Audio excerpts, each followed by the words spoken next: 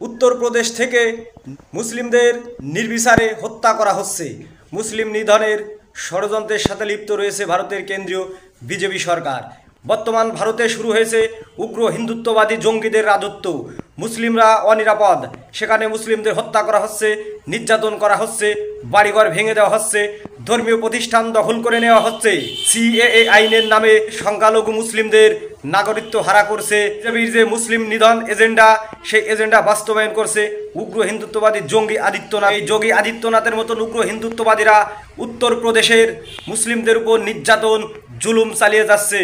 মুসলিম সংখ্যালঘু নির্যাতন বেড়েই চলেছে। বিজেপি সরকার শুধুমাত্র হিন্দুদের সরকার। পশ্চিমবঙ্গের উগ্র হিন্দুত্ববাদী বিজেপির আরেক বিধায়ক শুভেন্দু অধিকারী সারাদিন হিন্দু মুসলিম নিয়ে দাঙ্গা বাঁধানোর যে ষড়যন্ত্রে পড়ে রয়েছে, তা কখনো বাস্তবায়ন হবে না। বাংলাদেশ এবং ভারতের পশ্চিমবঙ্গে বসবাসকারী প্রত্যেক বাঙালি একে অপরের আত্মীয় স্বজন, আপনজন। কিন্তু এই ভারতের কিছু উগ্র হিন্দুত্ববাদীরা তারা এই বাঙালি হিন্দু মুসলিমদের মাঝে বারবার দাঙ্গা বাঁধিয়ে মুসলিম নিধন করেছে। কেন মুসলিমদের উপর এত নির্যাতন, হত্যা?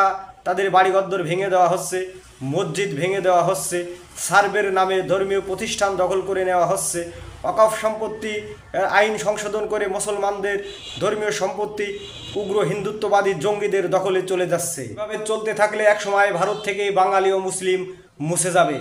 বাঙালি জিন্দাবাদ, মুসলিম জিন্দাবাদ।